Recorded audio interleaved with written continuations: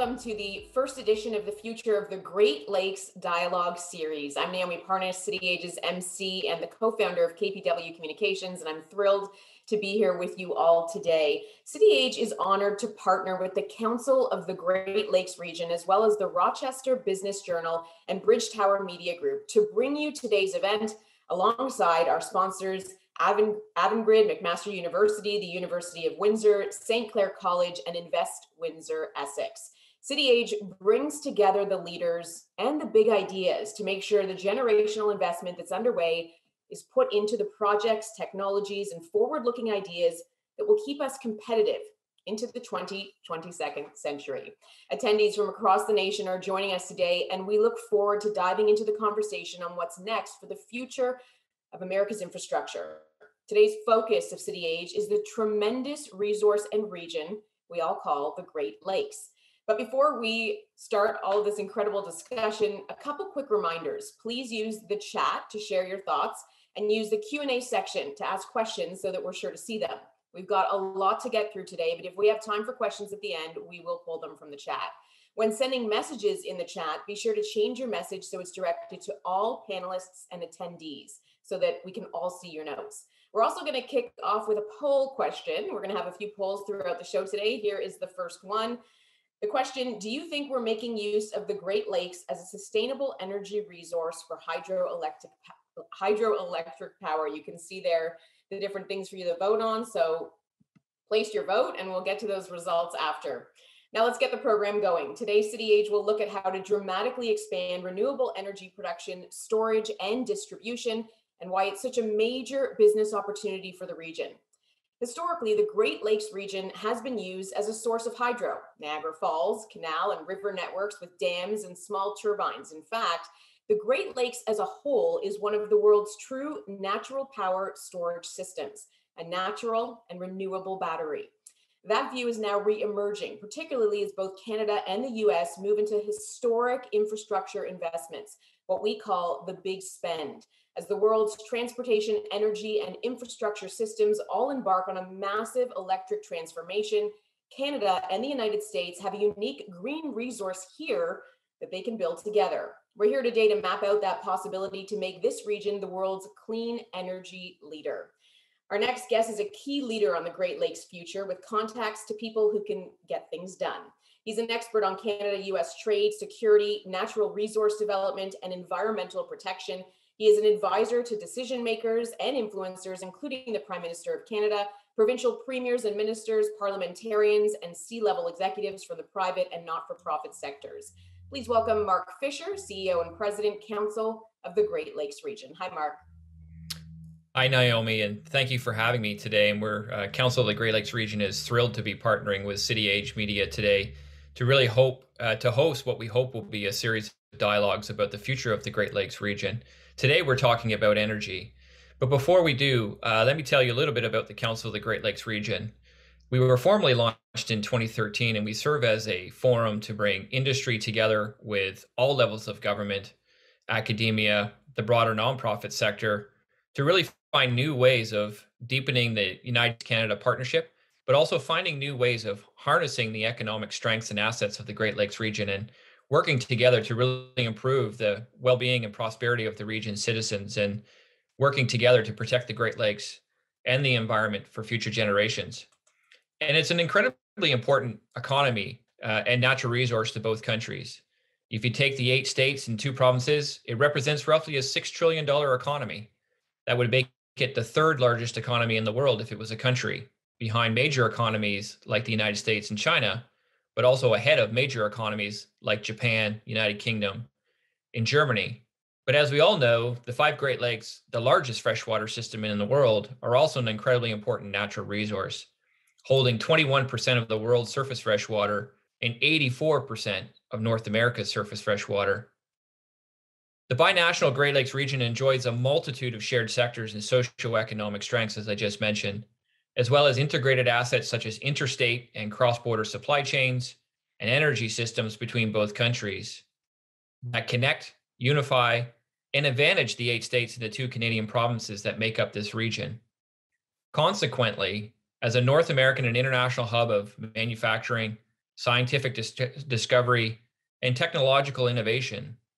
The region, with the world's largest freshwater system at its center, is well positioned to leverage its incumbent strengths, assets, and natural resources to capture the full benefits of the global transition to a clean energy economy. However, in order to lead the clean energy transition and economy, integrating clean energy resources into the regional transmission and distribution system will require cooperation and collaboration among policymakers, power system managers, utilities, and public utility commissions, as well as the successful navigation of complex array of federal, state, and provincial regulations. If this can be achieved, an expanding smart grid, integrating highly distributed advanced energy resources, energy storage, and microgrids, assisted by artificial intelligence and advanced analytics, can improve the quality, resiliency, and reliability of the regional power system. I'm really looking forward to the conversation today and really an opportunity to talk about how do we build this roadmap together. Thanks, Naomi. Trying to unmute there. Thanks, Mark. Thank you so much. And I know everyone's commenting there in the chat about where they're zooming from. So please tell us where you're coming from today. We have people who have mentioned that they're coming in from all over the States and Canada. So tell us where you're coming from so that we know. And we want to get to the results from our first poll. If you can bring those up. Oh, there you go. 56% say that we need to learn more. So that is the result of our first poll. We're going to go to another poll right now. Do you think Canada and the US should have a continental agreement to tap into the potential of the Great Lakes?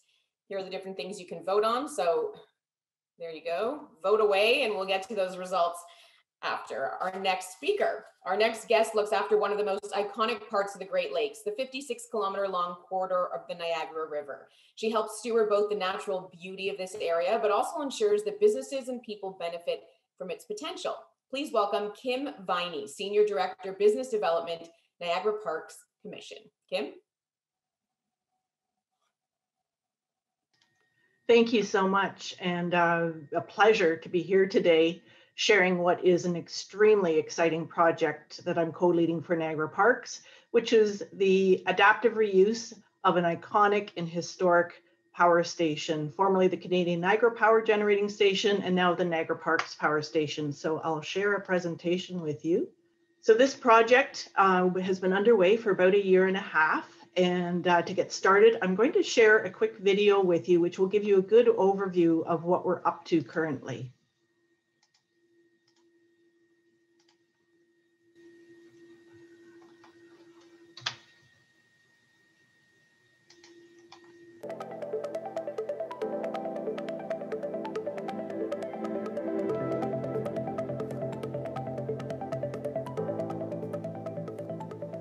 We're standing today in a very special place in the heart of Queen Victoria Park in Niagara Parks.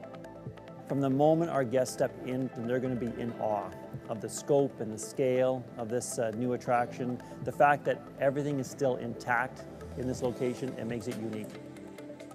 And I want you to step back to the turn of the 20th century when there's competition going on to build hydroelectric power plants in the Niagara corridor to harness the power of the Niagara River. So here, for this location, hundreds of workers basically doing an open pit construction. So using horse-drawn carriages, lots of dynamite.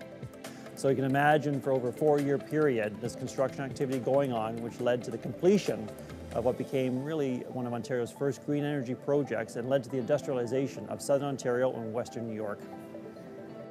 A year ago, we worked with the Ontario Heritage Trust to host Doors Open, and we had great success. We sold out in less than half an hour of the tickets that we had for that particular weekend in October, and it gave us that confidence that there was a huge interest in this building, in industrial heritage, and in the story of hydroelectric power generation that we're going to share with our guests when we open on July 1st, 2021. Phase 1, our guests will experience this gorgeous generator hall full of new exhibits, interpretive elements. We'll do group tours, and also a really wonderful culinary and retail offering featuring some of the artifacts that we pulled from the plant. As we move into Phase 2, we will be opening up an elevator down to the thrust deck level, which is a level below the main floor. We take them down 160 feet. It will be the same direction that the water had traveled, then return to the Niagara River. So as they walk 0.7 kilometers through a very interesting tunnel and exit at the end. They're going to see an amazing view of the river and Niagara Falls as they look off to the right and left. The nighttime experience is our immersive multimedia experience, and this is going to be an absolutely spectacular show. This experience is going to be developed for all audience types, and really guests are going to watch as this dormant plant comes to life again. They're going to watch through video mapping and projection mapping that the turbines and the power plant starts to hum. Earlier this year, our ministry challenged all of us as agencies to see if we could work together. So we were very excited to bring Science North into this project. Clearly their expertise and experience with what they offer up in the Sudbury area would be a great fit for us. So we've really enjoyed working with them, helping us bring to life 3 of the very key exhibits that we will be offering in 2021. One of the key aspects of our approach to exhibit development is really being collaborative with all the people that are involved. So working with the Niagara Parks team to understand their goals for the project, speaking to past operators and plant personnel to get their input to be sure we're authentic to the experience. We really hope that every visitor that comes in here is, first of all, awed by the grandeur of the building and the existing machinery, and that when they interact with our exhibits, that they really take away a moment of appreciation for the underlying innovation and what this really meant to Canada and electricity generation. Niagara Parks is at the heart of Canada's premier leisure tourism destination, and we are very proud to be opening the next new attraction, not only for Niagara Parks, but also for Niagara. This will be a catalyst to drive new demand generation to Niagara and to Ontario, starting in July of 2021.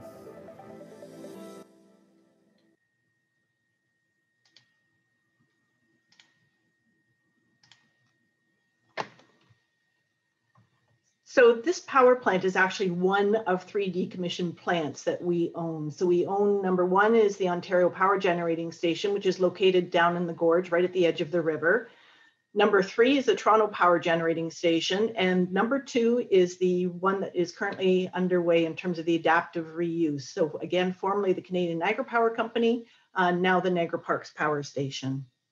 So to give you a bit of the history, so these are some key dates. So in 1892, Canadian Niagara Power Company was founded by William Rankin, along with Canadian and US investors. And some of those investors, including Rankin, broke apart and created the Cataract Construction Company. And that is the genesis of the Edward Dean Adams, the plant that was developed and presented by Edward Dean Adams and was the first of the US side to provide power for Niagara Falls, New York.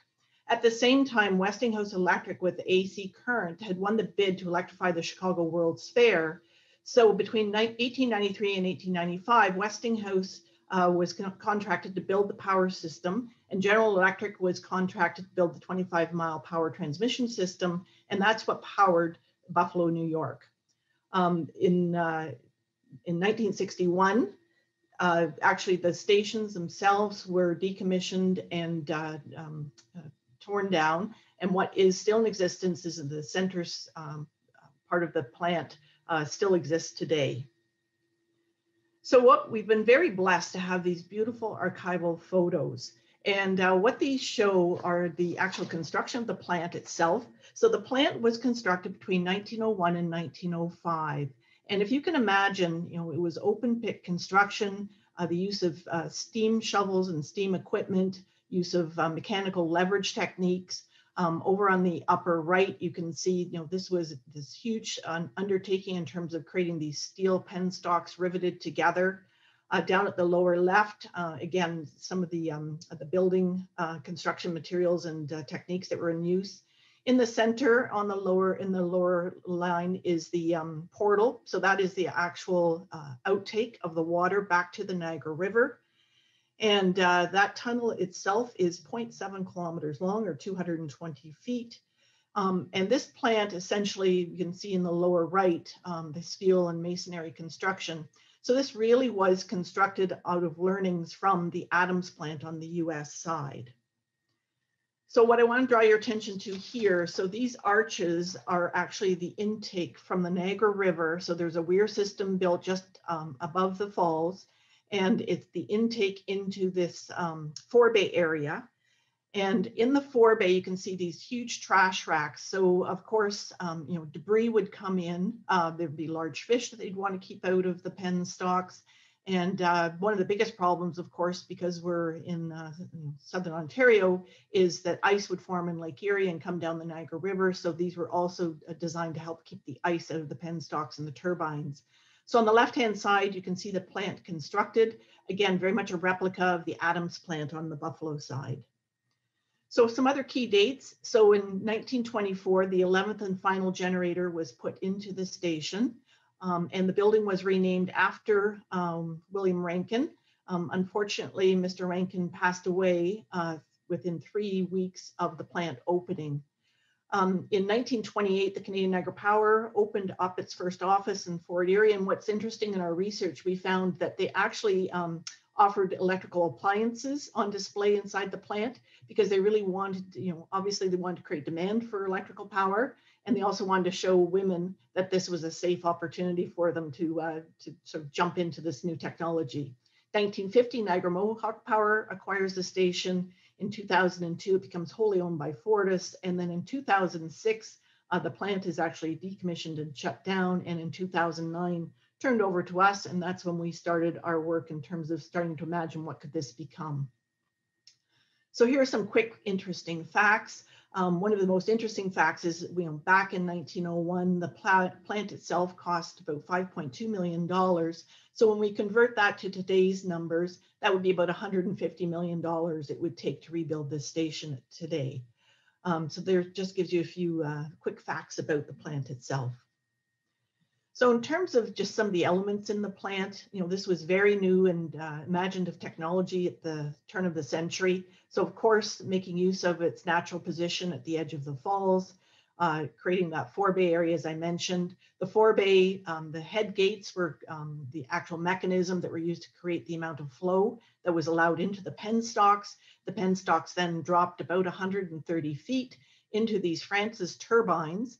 And these turbines then turn shafts that are about 130 feet long, which then led back up to the alternators themselves. So on the lower level, you can see the switchboard, which was the control panel that was attached to these huge exciters. So we actually, one of our exhibits makes use of both this control panel and the exciter. We have this gorgeous control room itself up on the second floor. These series of breaker panels, which had to be treated with great care because there was the occasional explosion if things weren't timed perfectly. These wonderful old switches, and then of course the cable system that led out to the transmission system itself. So once power was transmitted, starting way back in 1905, at Fort Erie itself, their street lights were the first thing that were activated from this station. So this will give you sort of a peek into sort of, way back when, what did the station look like? This was before all 11 of the generators were in place. Today, this is what it looks like. We're in the midst of a huge construction project. So everything's being painted and refurbished. And we do believe it's the last power station of this age and stage left completely intact. So it's going to be, we think, not only just an important tourist draw for both Ontario and Canada, but also we think it will have a global appeal. So what are we looking to do? So number one is to preserve and showcase this very culturally significant heritage landmark. Niagara Parks is an agency of the province of Ontario, one of the few agencies that is completely self-sufficient financially. So we do need to create innovative and year-round experiences. So thereby creating 365 tourism for the area, increase our visitation, of course. As I mentioned, new demand generator. We are providing a number of jobs, both in terms of the refurbishment underway right now. We have over 360 contract in laborers and consultants that have been on site. And as I mentioned, a new source of revenue for us. So in terms of our phasing, so we are looking at, as we mentioned in the video, July 1st, our daytime experience will open. We'll be welcoming guests for both self-guided and staff-guided tours. On September 3rd, the Immersive Multimedia Show will open, and that show has been designed by Thinkwell out of Montreal. In July of 2022, we're looking for the Tailrace Experience to open, and then several future opportunities as we look to bring out programming and education, other opportunities for linkages within Niagara Parks. So in terms of the daytime experience, so as I mentioned, we have a number of exhibits that are being built, 3 of which the key ones are being built by Science North and Sudbury, and the rest have been very carefully researched with our own heritage team, and will be situated sort of spread in and amongst all of these generators. And we really want guests to get a sense of the workings of the plant, a chance to roll up their sleeves and feel like they're part of it in our control panel exhibit. So they'll be led through some sort of guided scenarios. And then our interpreters will be spread around the plant just to inform guests about all the various functions and artifacts. This gives you an overview of some of the models that are being created. We did fill in most of the forebay area, build a huge coffer dam to do so. However, we are keeping a 100-foot section free and clear so the guests can actually still see the water feature, still see the trash racks, and again, have a better understanding of that connection to the Niagara River into the power generation itself.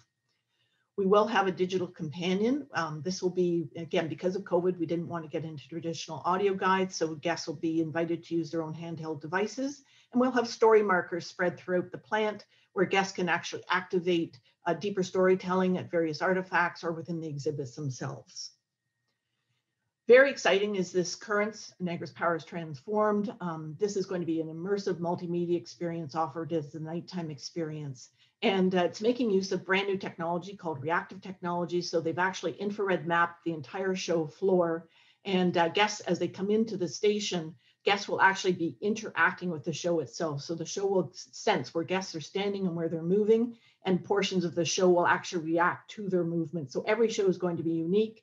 It's going to be a great storytelling opportunity. An original score has been composed by a writer out in LA who writes for movies and for television. So we have a unique original score, and then just some absolutely amazing effects to bring this dormant station to life.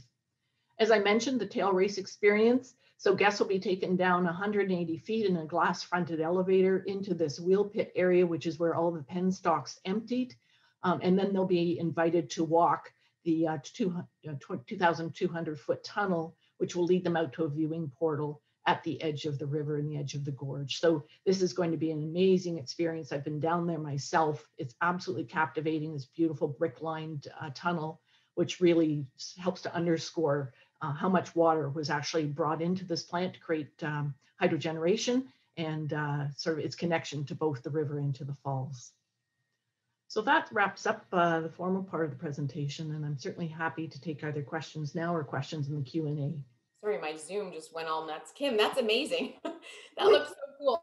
I would for sure bring my family to that. It looks so amazing.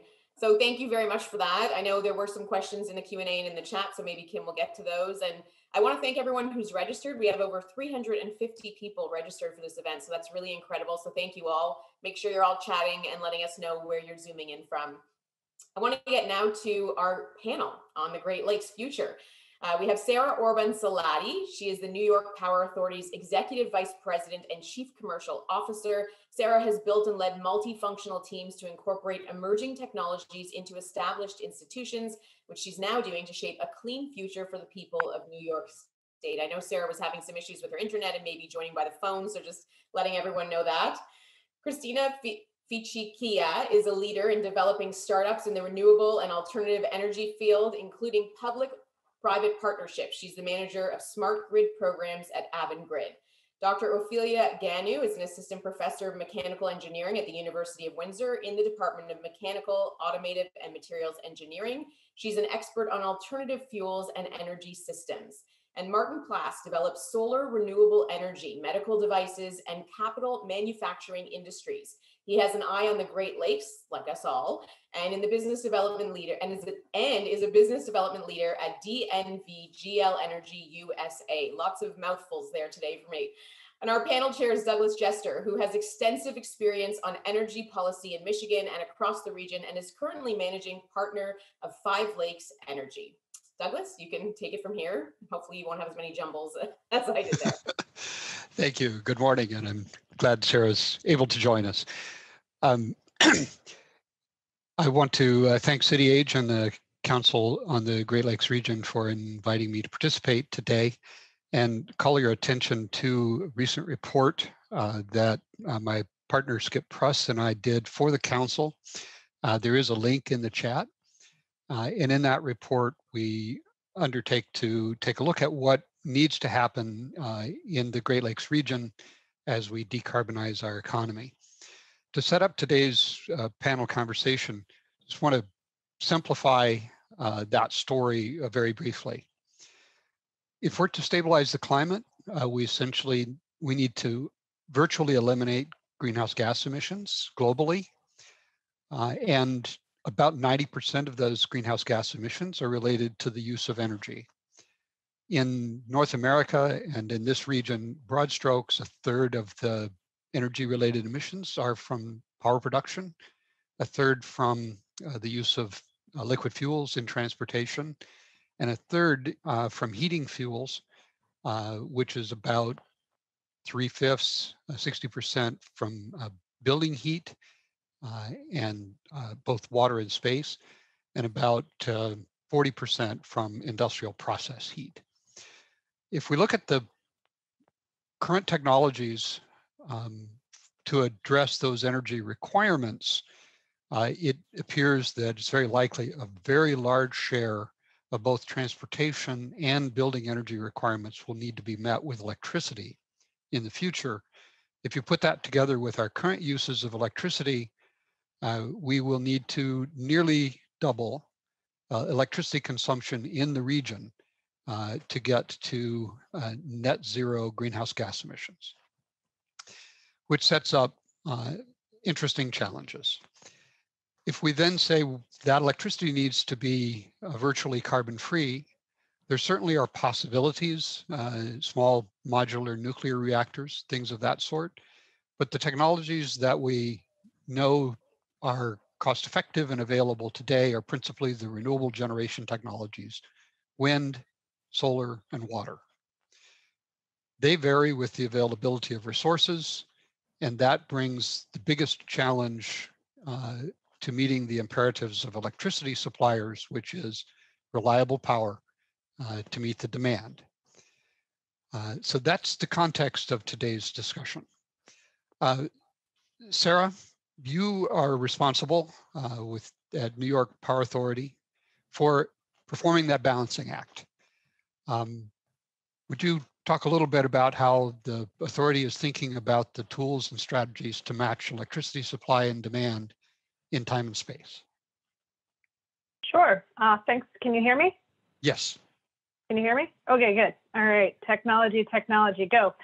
Thanks very much for having me. It's great to be here. I really enjoyed the historical presentation before. And yes, our Great Lakes have been supporting power generation for hundreds of years, as you can see.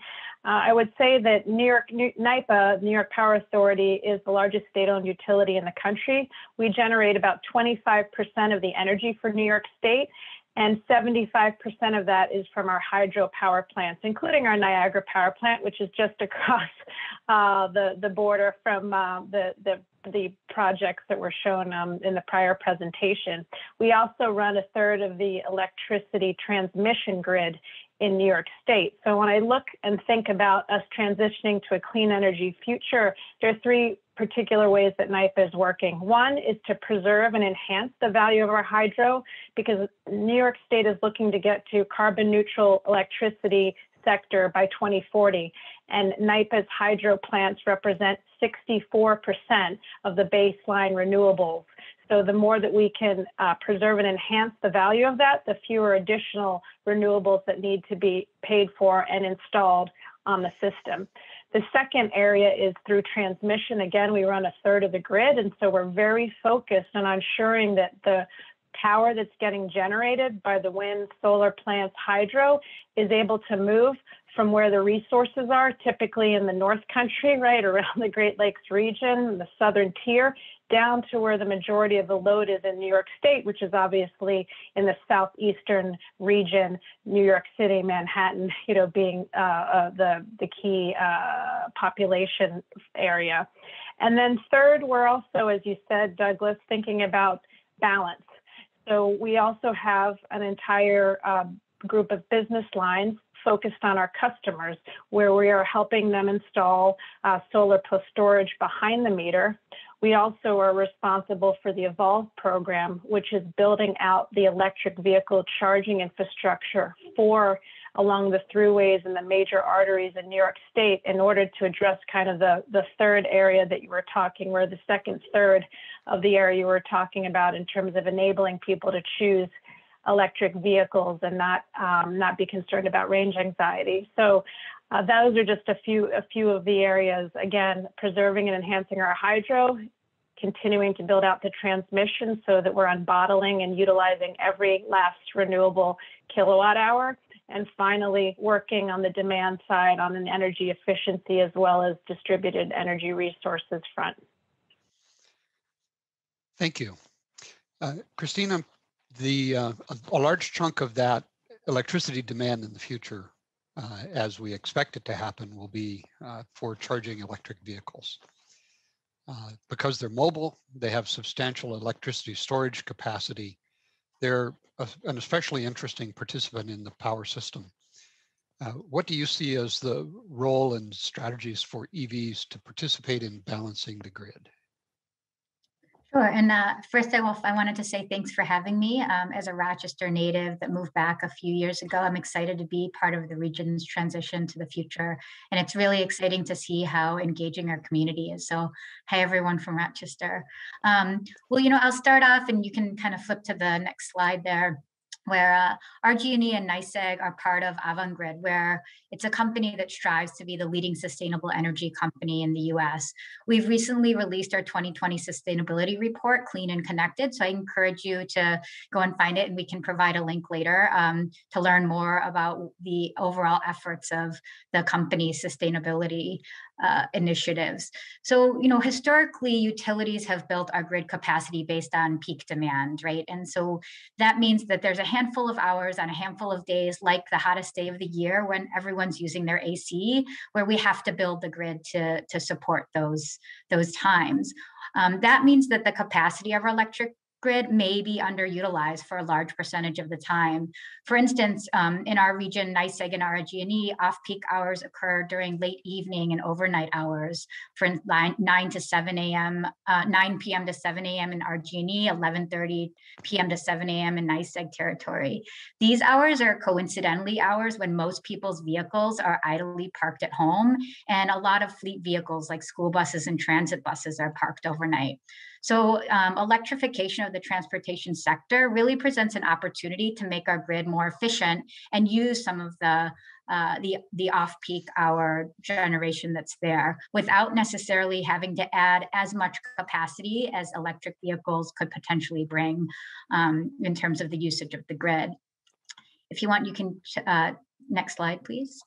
And as we implement a greener, lower emitting grid with renewables, there is an increasing need to integrate battery storage and allow for an efficient use of intermittent generation that occurs with renewables. So, we all know kind of like solar is created during daytime hours, wind possibly overnight.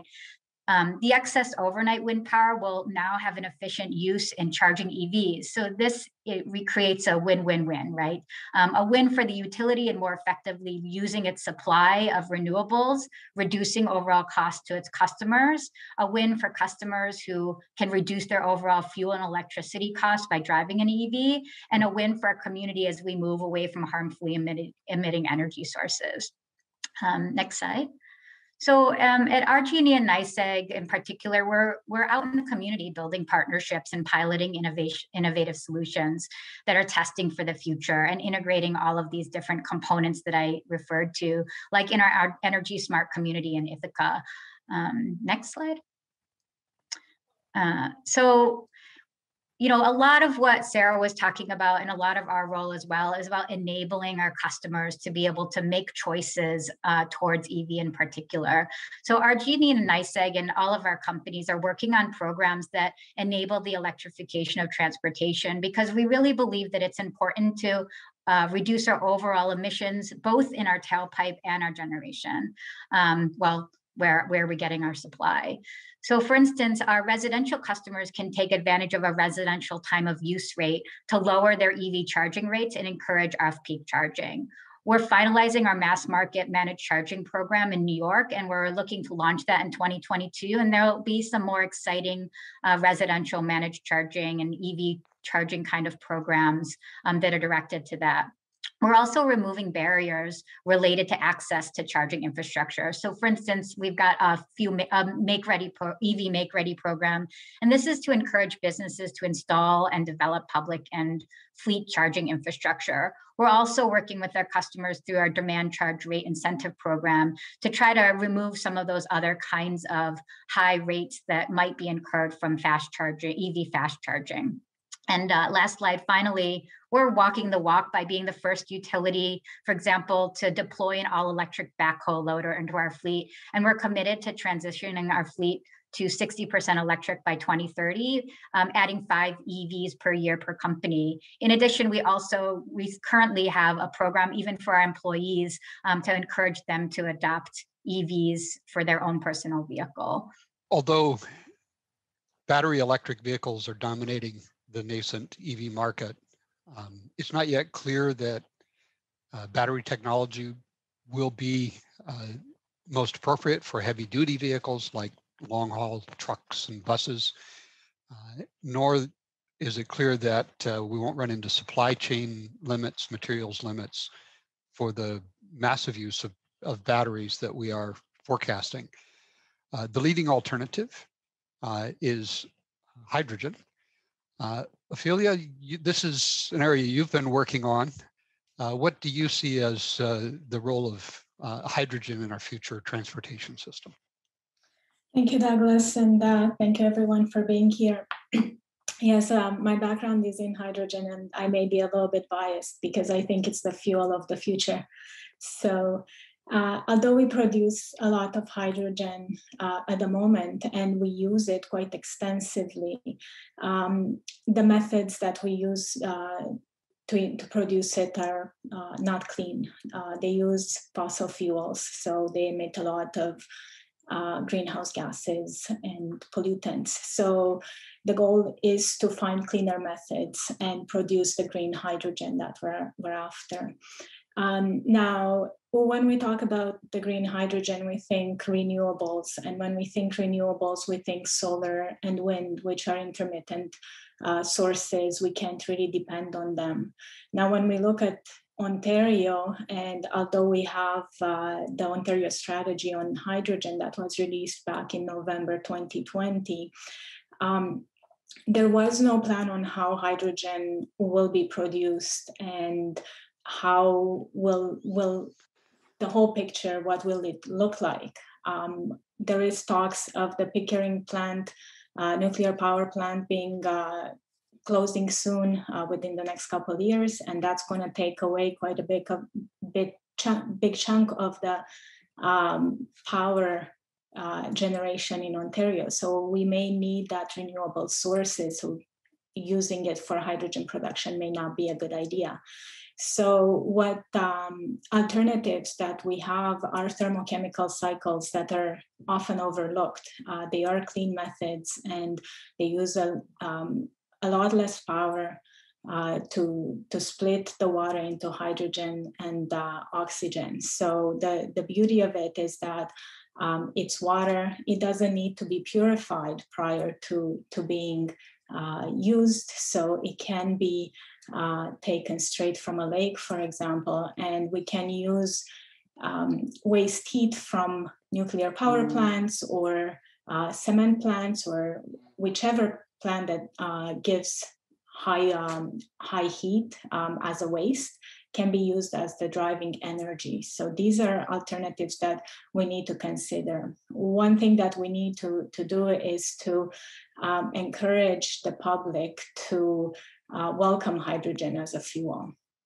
And public perception is very important. Thank you. Well, as you can tell, if we're going to decarbonize, there are a number of technologies and types of business that need to grow very rapidly. compound annual growth rates in the 20% range and higher. That's an enormous economic opportunity in this region. Martin Plass, you have a perch to observe what's happening through the testing and incubation process. And you know, these are hot. Have to be a lot of interesting things coming. What do you see coming our way? Yes, Douglas, thanks for having me, and welcome to the panel and everyone. Yeah, so I'm the business development leader at BEST Test Center in Rochester, we are part of New York BEST, which is a consortium of 180 plus storage companies. And we're really set up to help both startup new companies as well as established industry companies to test new battery technologies and ensure that they're durable and safe and so on.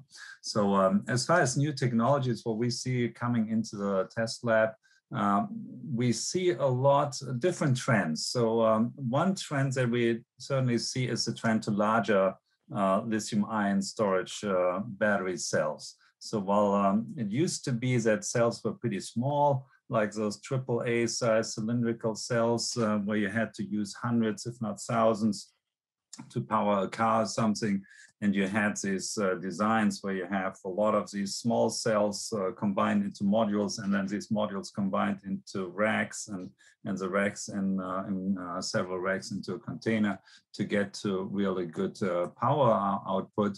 Now we see cells as large as 300 amp hours, where these small cells used to be maybe 3 amp hours. So we see a huge magnification of the battery cell size.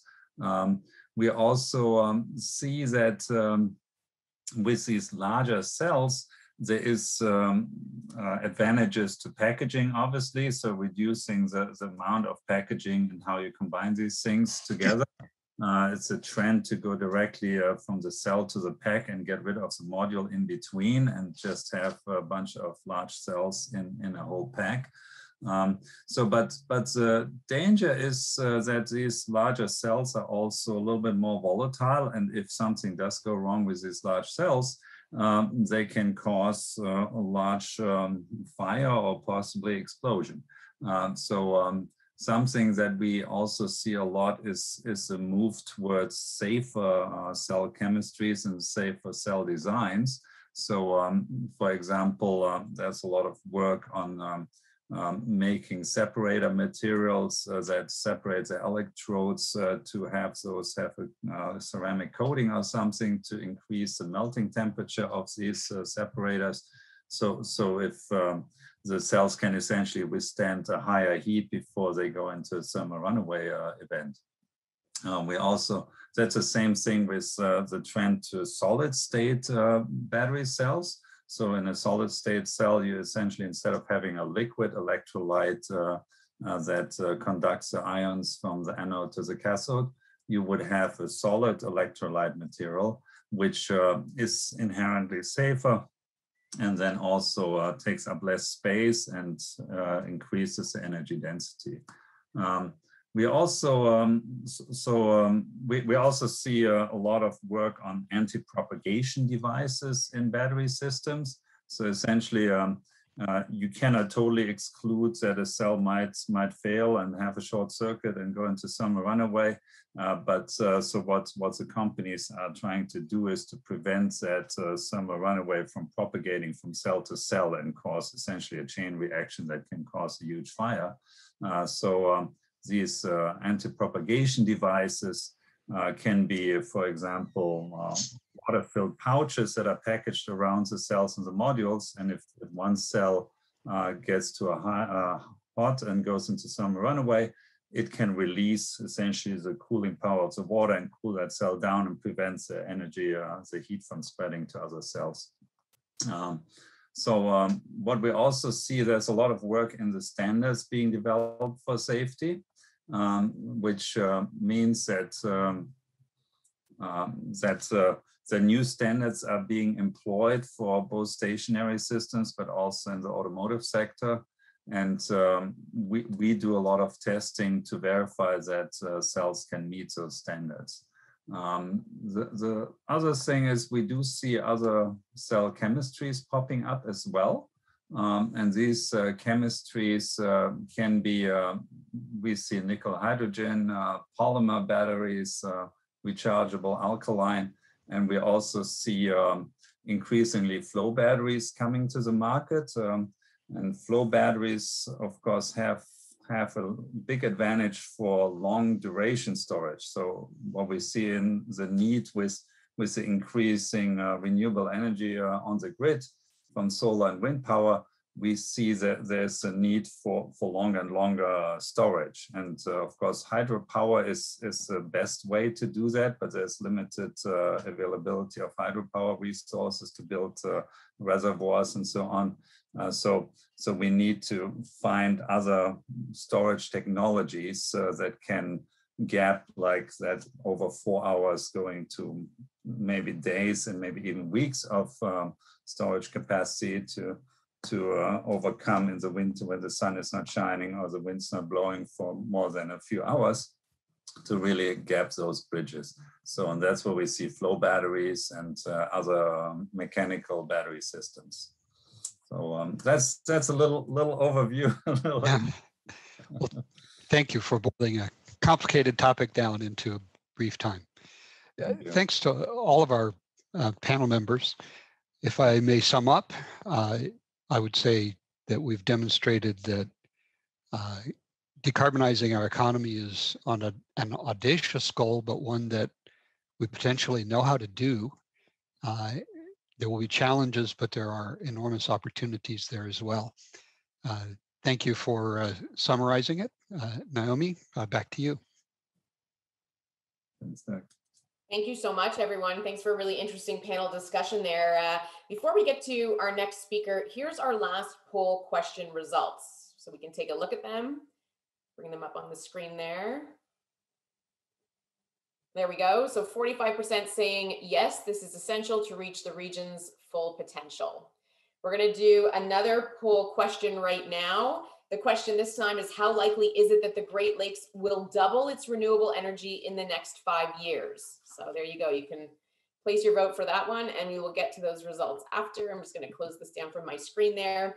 Our next speaker is one of the innovators who knows how we can tap into this tremendous energy resource. He's currently trying to determine a best mix approach to energy generation to broaden our spectrum of energy supply. Please welcome Dr. Jim Cotton, Department of Mechanical Engineering at McMaster University. Hi, Jim. We've got you muted there. There we go. There you go. Is that working? Now you're working. Excellent. And can you see my screen? We've seen that you're sharing it. There you go. Yep. Okay.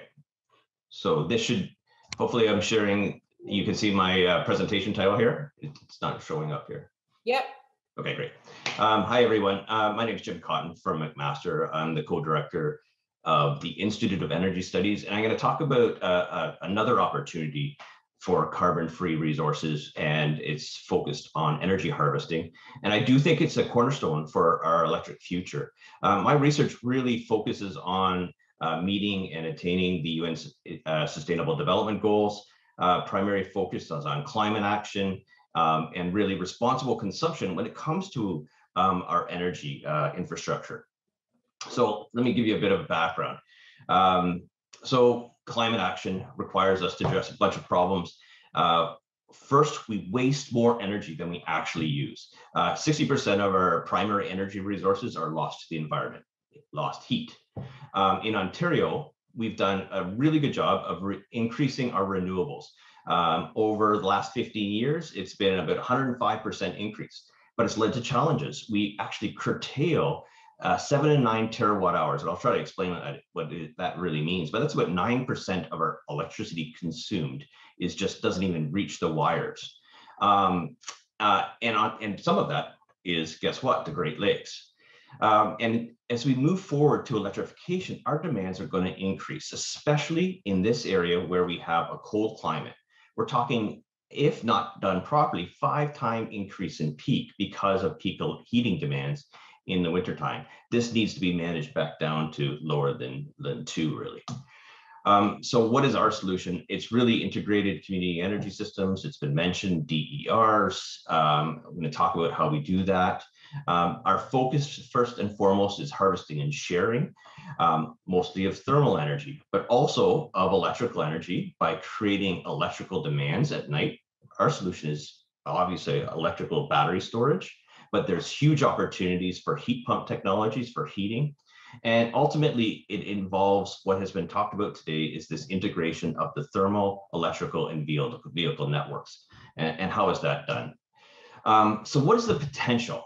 Okay, and just to give you a context, this is waste heat. And I'm not going to go into these very much, because I didn't focus on the study as much, but there's a really nice report. If you'd like, I could put it in the chat after my talk, by Taft and the Hamilton Chamber of Commerce on waste heat in Hamilton. And, you know, the talk is from just Hamilton is 145,000 homes, 200,000 tons of CO2 savings per year. Now, I want to focus on these ones right here. These are waste heat sources that could be and are embedded within our communities. I've left a question mark right here. This is for something that you have to wait until our Nature paper is published, but we're talking scores of heat that we just dump out of our arenas, our cooling towers, our data centers, our grocery stores. And really, if you put this into context, this is 120, okay? It's more than that, much more than that, just so you know. And our natural gas heating demand is 191 terawatt hours, okay? Just the context.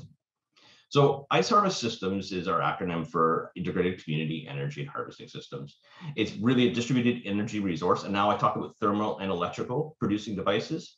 And our Ice Harvest concept is around the control and integration of multiple DERs in our community through like small scale thermal distribution networks.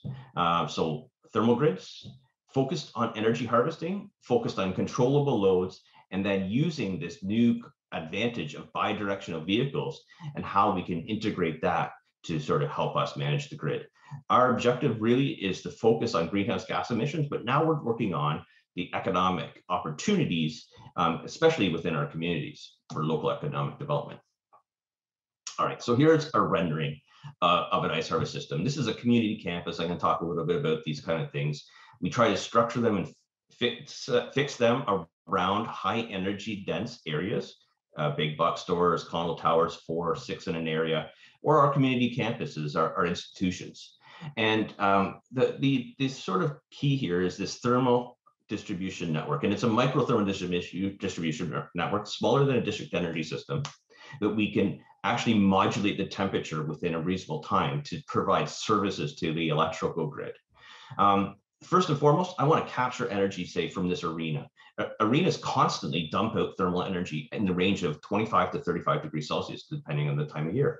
We can use a heat pump, bring that in, bring that over to our pool, and we're sharing, okay? This community center has a data center. Okay, we can capture more of that energy. We don't need it right now. We could put it into storage right away. Also, we have the option to integrate CHPs, combined heat and power. Right now, we're talking about natural gas, but definitely it could be SMRs. We're having conversations about that already and using this to operate them. This would provide peaking power plant capabilities, the way we talk about this. So we would only run these to displace centralized peaking power plants on the grid that are only 42% efficient. Why would I run that when I could run something that gives me 80% utilization of that energy? I already mentioned the storage. This is a big play because if this is only running during the day, I need this storage at night. We have electrical and vehicle storage, but actually I'm really trying to minimize this because this storage and this big seasonal storage, which is basically I heat up the ground to 60 degrees Celsius in the summertime when there's a lot of waste heat, I can reuse it all over here. And this provides an economic opportunity. Now, this is not to scale, just to be really clear. Our system is a modular system, and it fits in about 6 of these parking spots back here, all right? So that's our system. Is it just a cartoon? No, we built it. It's at McMaster University underneath the Hatch Center for Experiential Learning. This is a living laboratory. Underneath the half of this building is the geothermal storage. It goes down 7 stories. It heats up the ground to 70 degrees Celsius, and it's about 30 meters in diameter. On the other half, underneath it here, is our energy management center. This houses our engine. It's scaled. It's only 35 kilowatts because that's all this building needs. We integrate thermal storage into it to use that at night when this engine wouldn't be operating. We have direct connection to heat the building. The building actually operates at a lower temperature, something we need to talk about as we start to build our new buildings. We have to change how we heat our buildings. And then we have our seasonal storage, and we can distribute that any way we want to. We haven't done this yet, but we're about to integrate PV panels and solar thermal onto the roof. So now we can manage DERs. And we just installed this on Tuesday, got it commissioned first time at TSA. This, I think, is the first bidirectional electric high DC high charge rate bidirectional vehicle. We were charging this building on Tuesday when we were with TSSA. So I'm really pleased to have that new aspect to our system. The project really is the design and development of essentially a digital twin using the refibs facility to validate it, to site, optimize, and control it. My goal is a 5 solution. I want a catalog with 5 pages in it, with 5 different sizes. And really, our focus right now has been on the technical feasibility, but now we're really getting into the economic viability. Our group has grown to really start focusing on that. Again, still primarily focusing on climate action. We're broken up into 4 groups, and I'll talk about that a little bit. I've mentioned it a little bit. First is siting. So we've identified right now 1,000 places in Ontario that we could site these. So what impact does that have on the electrical grid? Second is, what does this design look like? How do we actually create those 5 models? How do we design for flexibility? Third is this role of storage, energy, thermal, and the balance between the two. And how do you optimize the benefits of those 2 storages? And they really do provide this level of flexibility and get us that extra mile of GHG savings. And ultimately, this has been mentioned before, we need predictive control. So we're doing neural networks analysis on historical data. We're looking at AI to develop this. We have to actually predict the performance of the system over 3 time horizons. Over a year, we have seasonal storage. Over a week, we're day ahead plan scheduled peaking power plant, and within 15 minutes to see what really demand is happening at that time. So this is a really interesting element of it. Ultimately, we're going to create a digital twin of the entire system, run it virtually, and guess what? That becomes the operating system of the demonstration plants. So we've done a case study. This case study is right here. I'm in Burlington, Ontario, right at the tip of Ontario. And we did a community campus. Business as usual was about 2,200 tons of CO2 emissions annually, just by harvesting and sharing between the arena and the data center. We were able to reduce that amount by about 38%. You add on a small CHP, 7,500 kilowatts or 1 kilowatt. Okay, just to give context of this, what I'm talking about, this is like having a transport truck engine in a box. Okay, that's how the size of this engine. We harvest energy as a peaking power plant. And then if we move forward and we add seasonal storage, we can actually reduce our business as usual carbon emissions almost over 70%. Okay, and that's without full real-time optimization. At this stage, we're working on that right now. We've identified 1,000 installations. We linked them as dominant, heating, cooling, and balanced. And the focus is mostly in our area, it's heating dominant, about 60 to 70%. Another 10 or 15% are balanced, and then cooling dominant are the small side. We go down to some of our friends in Texas and Florida. I saw you'll be in this range. So what's the benefits? Obviously, greenhouse gas emissions from sharing, electrification of heating, focusing on that surplus carbon from Niagara Falls. Distributed energy resources and asset. Now, like, we need to start thinking about a distributed system operator model where they run and sort of manage the DERs. for the benefit of the grid. And it's a possible non-wired solution, which is either alternative or a complement to battery installations, depending on where you are.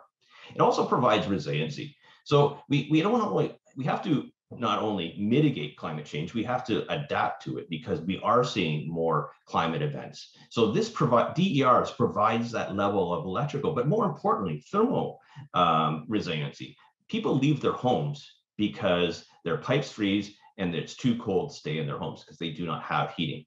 And then on top of that, we have ancillary services that we could provide.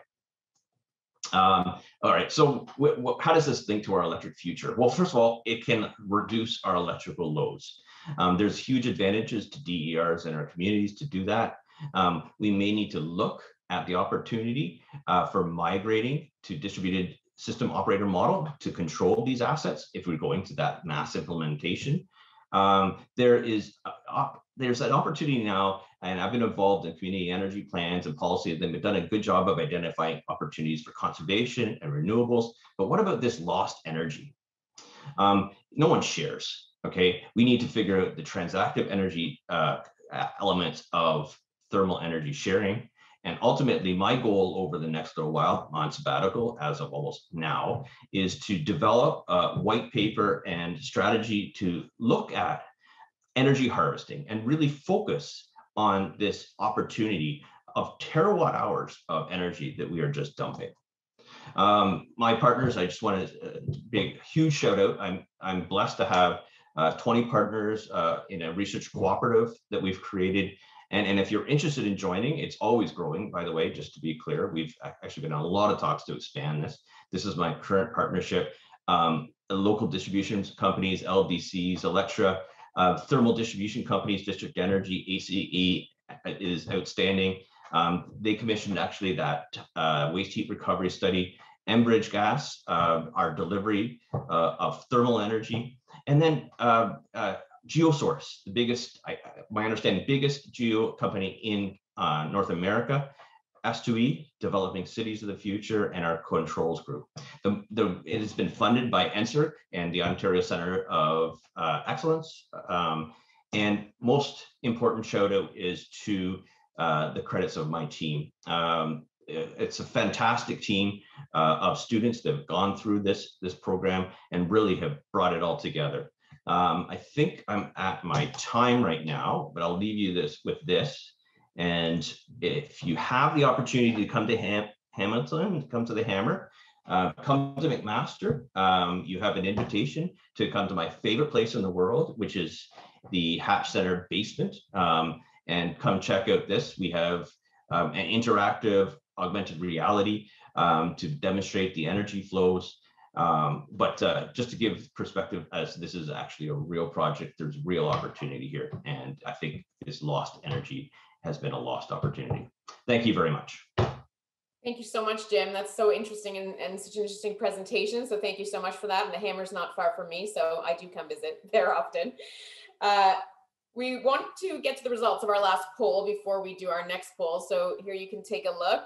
How likely is it that the Great Lakes will double its renewable energy in the next 5 years? 39% of you said an ambitious goal that will be hard to meet. So here is our final poll question. How likely are you to engage in utility EV programs after attending this event? They want you to choose all that will apply. So there you go. So you can choose all of them for this one, and we'll show you those results right after this last panel. For our panel today, I'd like to welcome Jim Sennell. He joined NextCore as president in 2009 to further their mission of creating entrepreneurship and innovation-based regional growth. NextCore has helped more than 800 companies over the past 5 years. Kunal Falfer understands the battery potential of the Great Lakes. He is Li-Cycle's chief commercial officer and has extensive international experience in the lithium-ion battery and renewable energy sectors. Stacy Weissmiller is the senior manager, New York City for Second Muse, an impact firm dedicated to designing, developing, and implementing entrepreneurial programs for manufacturing. Terry Tabor is a well-known chief technical officer, experienced in R&D as it relates to innovation. He is the senior vice president, advanced materials and chemicals at the Eastman Kodak Company. And our panel chair for this panel is Ben Jacobs, Associate Publisher and Editor of the Daily Record and the Rochester Business Journal, City Age's partner in this edition of The Big Spend. Please welcome our panel. I'll leave it to you, Ben, to harness this panel of planning power. Thank you, Naomi, and good afternoon, everyone, and thank you all for joining us for this interesting and important topic. I have found the previous presentation to be very informative, and I hope you have as well. We don't have a ton of time, so I want to get right into questions, and I want to start off with asking each of the panelists to just touch briefly on how Rochester has built an economy around clean energy and what other communities in the Great Lakes region can learn from Rochester's example. And Jim, if you want to start off. Sure, I'd be happy to. Thanks, Ben, and thanks again for having us. Rochester clean tech has been a focus area and a pillar of for economic growth and economic development strategically for many years. Going back about 15 years ago, I was involved in putting a strategic plan together with the U.S. Green Building Council and really looked at what are the current assets of the region. And with a lot of materials expertise, chemicals, films at places like Kodak, fuel cell R&D centers here, just a lot of talent. And where can those assets really apply to help future growth? And so it's that strategic plan that's kind of driven our regional economy for many years. Our role today is focused on startup companies, and we'll get to that later. But my advice to other regions would be look at the assets that you've got and build around that. Terry, do you want to go next? You've also had a big role in Rochester's emergence here. Sure, thank you, Ben. I think there are three things I would add to what Jim said. One is a cooperative nature across public, private, as well as academic and industrial, and several other vectors, but those are two key ones. The creativity and innovative nature of this region that spans through the universities to the companies of this region. And the third thing, and Jim really touched upon this, is the infrastructure. What are the capabilities? Where are the existing assets? What can you build on? What are the core, the inherent competencies of the region, and how does that apply to clean energy? You might have an interesting perspective here as someone who has started in Canada and expanded into Rochester and what you've seen in this economy here. Yeah, for sure. I think Jim and Terry touched upon it, but we've built one facility and building another facility on the Kodak Park. And some of the points they touched upon, infrastructure, whether that's utilities or logistical infrastructure, rail infrastructure, the labor pool to feed into a chemical type operation. So we're recycling lithium ion batteries, a very chemical intensive application, and also the facilities on the Kodak Park in terms of analytical labs and expertise there is what attracted us to Rochester. In addition, it helped us to, add on fact is that it's not that far from our headquarters on the other side of the lake in Toronto, which is a couple of hours to get to Rochester, 2.5 hours. So that helps us easily make it back and forth between our HQ and one of our biggest cities in terms of facilities. But, in the Great Lakes region, it's one of the few, I think, places we identified with that type of infrastructure that could be retooled for clean energy. Stacey, what are your thoughts on what you've seen in Rochester and what other communities can kind of copy from us? Sure. So I'm located in New York City. We work very closely with Jim and the Next Core group. And I think one of the really important things is working across the state of New York. What you recognize is that there's innovation bubbles in a lot of the larger urban centers like that of New York City, but they actually take advantage of a lot of the infrastructure, as mentioned before, in places like Rochester, which is actually really phenomenal for a lot of innovators and people who are looking to commercialize. So I've seen that as an extreme advantage of people who are in the New York State region of being able to be really cross-functional. Also, as mentioned before, the public-private partnerships policy has played a huge role in why we've been able to really amplify the region and bring some of that innovation to places like Rochester.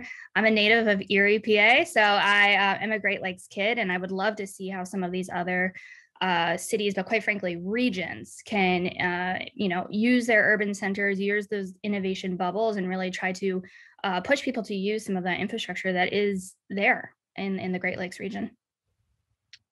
Great, thank you all. And our audience includes a number of entrepreneurs.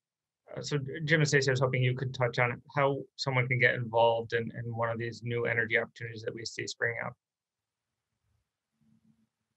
Sure, I can take a stab at that, and then Stacey can jump in. But we're partners on a couple of different programs, so we have some similar answers. But in general, so NextCore, a lot of what we do is focused on helping tech entrepreneurs launch new companies, and we operate a startup incubator. We have 4 startup accelerator programs in different industry verticals, and some programs that support manufacturers. And 2 of those accelerator programs are in the climate tech space in partnership with Stacey's group at Second Muse.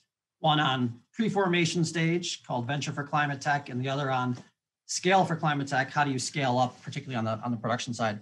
And so, we see lots of demand. I would say, anyone doing a startup company is somebody that's trying to solve a problem. If there isn't a problem, there isn't a market. And the good news is, in this climate tech space, there's a lot of opportunities. And it's a hot space, and there's a lot of folks with great ideas. In fact, we had over 600 applicants to our recent cohort in the For Climate Tech program from all over the world. And so there's a lot of coming to this region and getting connected to this kind of New York State assets that people talked about. So for a startup, it's a hot space. Find some programs that can help you take your idea through the usual kind of customer discovery, product market fit, validation sort of phases in a cohort that can connect you with this global network of resources and experts and national labs and other stuff. And so that would be my advice to a startup is find a program that's an expert in this field, and that'll help accelerate your growth significantly. But I'll let Stacey add to that. Yeah, I will add that our applications will open in July for our cohort for the Scale program, which again, as mentioned, focused on commercialization and manufacturing. The one thing I can say is that New York State itself is really, it's a test bed for this kind of climate action and for innovators to come have access to places like New York City, but also places like Rochester. So if you're really looking for a place where you're going to have the full scope of people and programs to support you, but also a variety of different geographies to be able to deploy these items, New York State is the place. Thank you both for summarizing some of those opportunities available to startups and prospective entrepreneurs. Kunal, I want to turn to you now to talk about, you've had some experience working through some of these problems and expanding Lifecycle. What sorts of business opportunities and barriers have you experienced through that expansion process? Yeah, I mean, our business expansion really guided by where we're going to see batteries coming out of the market and or batteries produced and generate scrap to go into our facility for one type of our facility, what we call our front end spoke. And then the hub was really guided by finding, again, that centralized location that had the infrastructure. And that's why that's a more critical site selection in terms of selecting the Kodak Park to leverage the infrastructure. So, I mean, the opportunity when we look at energy storage, et cetera, or EVs is rapidly growing. There's more and more batteries being deployed. I think the challenge has always been to scale up lockstep with the industry, right? So there's been plans for electrification for a long time. There's been plans for EV production, but now it's coming into fruition, and we need to scale capacity with some foresight as to when waste will be generated. And that's, I think, the real challenge of scaling that capacity at the right rate and then funding it. So obviously now going public, we've solved the funding problem, and now the next challenge is scaling the human capital and getting the right people as we grow quickly.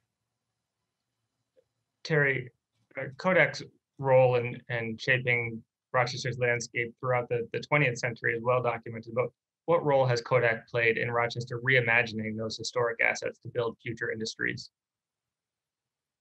Yes, excellent question. And there are 3 or 4 components of that. First is recognizing that the materials assets in terms of small scale to large scale production of materials, as well as our machines to do roll-to-roll manufacturing, again at small scale or large scale, can be applied to a number of industries, and clean energy was one that we selected. And so we started looking at the capability to deposit materials, to do component manufacturing, in a continuous mode for batteries, fuel cells, primarily electrodes, but we've done separators as well. And so that was the first start, is, you look inside, what can we do ourselves? We have these great assets. We always also have a knowledge base around materials and deposition that goes back decades. The second part was, looking at, are there other companies, and Li-Cycle, as Kunal has already shared, that they're on our campus. There are a number of other clean energy companies on our campus. So it's a willingness to bring companies to the campus to build an ecosystem of a variety of approaches to clean energy. And that's been extremely valuable, and valuable from some of the points that Kunal mentioned for Li-Cycle in terms of infrastructure that supports that, but also the interactions that occur by having so many different companies, different thoughts around clean energy in the same location. And then I would just say that Kodak's opened us, particularly with our new CEO, Jim Continenza, to look at building a clean energy ecosystem within the campus here in Rochester that goes from R&D to production to assembly. Kodak can participate in parts of that, and we'd be looking for companies like Li-Cycle and others to participate in other parts of it so that we could have a complete ecosystem around clean energy. So, we bring assets, we bring know-how, we bring the ability to partner, collaborate, but also to bring companies on site, which gives us a strong geographic advantage in terms of interactions. Thank you for that perspective. And if any of the audience members have any questions for these panelists and what their focus is on, please feel free to use the Q&A function.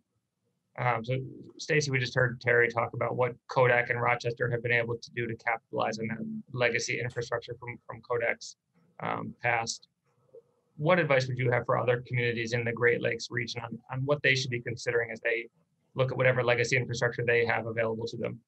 Yeah, first I would start by saying I actually have a lot of teams in our program that are very focused on using those assets from Kodak, which I think is exactly what a lot of other people in the Great Lakes region needs to be thinking about, is what are those assets that they have?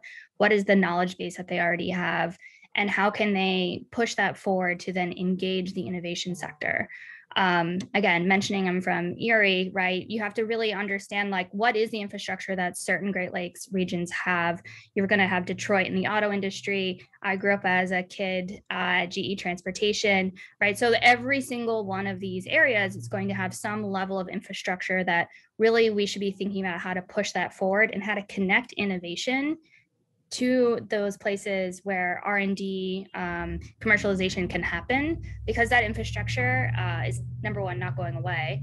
And number two is infrastructure that, quite frankly, does not just come up in a year or two, right? It is heavy industrial infrastructure that should be used to capitalize on those innovators. Yeah, and apart from infrastructure, another thing we've heard a lot of discussion about is finding these relationships that can help develop these ecosystems as companies and organizations work together. What goes into finding and facilitating those relationships and then growing them into this kind of mutually beneficial ecosystem that can help us develop clean energy? Terry, you want to start off? Sure, I'd be glad to. So I think, it's being proactive and understanding what you can do within clean energy and what you can't do. And what you can't do, you start to look for partners or collaborators that would make the synergy of the two more powerful in coming up with a solution in this space. And those conversations, as with any good partnership, need to be pretty open and transparent on skills and strengths and what truly are the synergies. And then how do you build on those? You have to have a collaborative nature. You have to be transparent. You really need to open a number of conversations, particularly in this space, which is very demanding in finding solutions. it's going to require a lot of creativity and know-how. It's not likely to exist in one entity. It's going to cut across R&D groups and manufacturing groups and really, as I mentioned earlier, public and private groups to really make this work, and not only work, but become part of our fabric into the future. So it's a lot of basics of exploring and finding a potential overlap where you can build something together that's stronger than you can apart. And Kodak does that in our own way, but I know some of my other panelists are experts at this, but we're always open to a conversation. If there's a potential collaborator or partner in this space, be willing to chat with anybody who feels like they would like to see what Kodak can do, the facilities that might be available. You know, we're open to that, certainly, to start any conversation along the clean energy line. Any of the other panelists want to weigh in on that question? I'll just amplify what Terry said again. The partnership, if a region wants to kind of get itself more into clean energy sectors, it does take a lot of collaboration to, again, understand your assets. A long time ago, right, everyone said, we're going to be the clean tech capital of the world. They had any assets in that space or not. We'll probably see the same thing with quantum. We'll probably see the same thing with other things, right? And so understanding what pieces you're good at, clean tech is huge, right? Maybe it's like Terry said, there's a film, thin film capability and materials capability as one nugget. And you say, where could you go with that? Well, maybe solar applications or fuel cell membranes or other stuff. But getting your whole public-private community on board, the economic development community on board, the universities to really all agree and understand, so you're singing from the same hymn book as you're out to the rest of the world, I think is a very important thing. Great. We have a couple questions from the audience. I'll start with this one from Simeon, curious about observations on who is creating clean tech startups. Is it recent college grads, mid-career professionals changing industries? Are you noticing any trends out there? No, I would say from our end, we get a lot of lab technology. So a lot of technology out of some of the national labs. Also, we recently opened up our cohort to a global footprint, and we are getting a variety of entrepreneurs out of Canada. We're getting a lot of plugs out of kind of Western Europe, and a lot are early stage, recent grads who are interested in really hitting this market, and because it's a place of impact and for social good. Other entrepreneurs have, been in a lab for decades working on a very, very deep tech process or product. So it really it's a range. I think to Jim and Terry's point earlier, clean tech is very huge, right? So it can encompass everything from water tech to, snow melting systems. I think ultimately what it is it's also fun, right? There's something about clean tech that is knowing that you're waking up every day, you're working on a product or a solution, and ultimately, it's going to go help something. So we see a variety of entrepreneurs in this space. And ultimately, that is actually, in my opinion, something that's really important to the innovation is seeing a variety of people from different geographies, from different backgrounds. I think that's actually what makes clean tech better as we kind of continue down this path. Any other thoughts on the trends on who you're seeing in the space? I agree with Stacey. It's a very broad mix. When you look at stats on average age of people creating tech startups in general, it's actually much older than most people would think. I think it's, 40 years old or 40 something years old. So we do see a lot of early stage student kind of research sorts of things, but I think the majority are folks that have been in industry, they've seen a problem and they've thought of some solutions to it, but it's a big mix. We have another question from Paul. From a regional point of view, what are the barriers to sharing power from Niagara Falls outside of New York State? Just as one example, while New York City has a lot of demand, cities like Cleveland, Pittsburgh, and Detroit, Canada are actually closer to Niagara Falls and are part of the Great Lakes Basin. Any of you have any thoughts on what might go into sharing Probably a panel of a lot of policy experts. That's what I would say. That's maybe the next thing that we should plan. But yeah, I'm assuming it is a cross-border statewide policy initiative that would really need to take off. Yeah, and I would assume there's infrastructure issues, right? You have to have the interconnectivity between the states and provinces to move the power. Great. We just also got a question about the possibility of wind turbines in Lake Erie and Ontario. Any of the panelists have any thoughts about what that would be like, or what the potential of wind turbines in the lakes? I mean, I think you see it all over Europe, offshore Denmark, UK, etc. Earlier when I was doing engineering, this was probably mid 2000s. I worked for an engineering company in the city of Toronto, tried to put an anemometer to measure the wind speed in Lake Ontario. And there's a lot of what they call NIMBYism here in Ontario with, it's 5 kilometers or 3-4 miles out in the lake. You're not going to see this thing, or even if there's a turbine, some people find it quite soothing, but the community was able to turn that project around. And I think that's not right. My personal opinion is that's not the right approach. I think there is an opportunity in the lakes to put wind turbines and capture the wind flow there. And I think the community, both sides of the border, should explore that further for sure. I'm glad you mentioned the border, because that's one thing we haven't really discussed yet. And obviously your company is in both countries. What role does the border play? Obviously, both in normal times, and now things are a little bit different during the pandemic. Yeah, I mean, during the pandemic with the border closure, we've benefited from, technically recycling as part of waste management is an essential service. So a couple of our colleagues have visas, and actually mine's ready now too, under normal conditions, you could just travel across the border. But now as an essential worker, we would need visas to be able to cross border. I mean, we did manage to scale up our Rochester plant and team from colleagues in Canada here managing that. But I think it's quite inconvenient right now because my team, the commercial teams in Canada, and the customers want to come see the Rochester plant. And so we're, doing a lot of stuff virtually. But I think under ordinary times, it's not a big deal. We do move batteries when we only had a Canadian facility across the border. Everything's pretty, you have to go through the paperwork, but it's possible. But the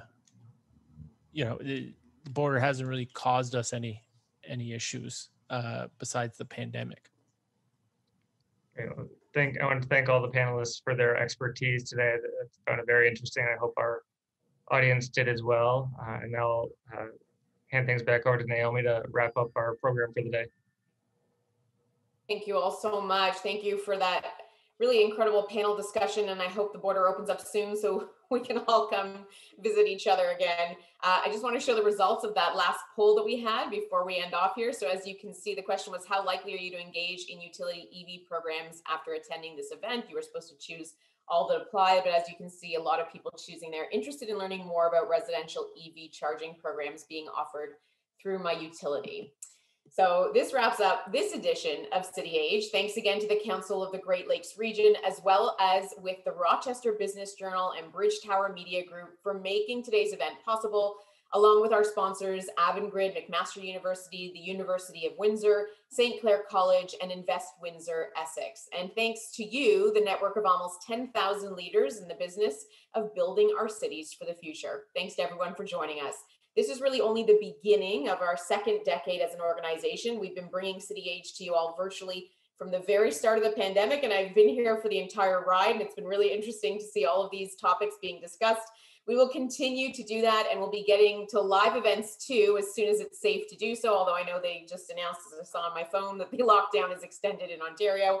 We'll soon be announcing more episodes focusing on important aspects of building for the future. On May 25th, we invite you to join us for Bringing the Crowds Back, where we'll look at how we can return to venues for a better and safer experience. That should be a really incredible discussion. I'll be there for that, and I'm looking forward to hearing the suggestions. Please go to cityage.com and subscribe for more news, and follow us on social media for continuous updates. We love to get ideas from our network and hope you'll tell us about them, or tell us how you or your organization might build upon these ongoing City Age conversations on building our future. Until next time, stay well, stay healthy, stay in touch, and thanks again for joining us today.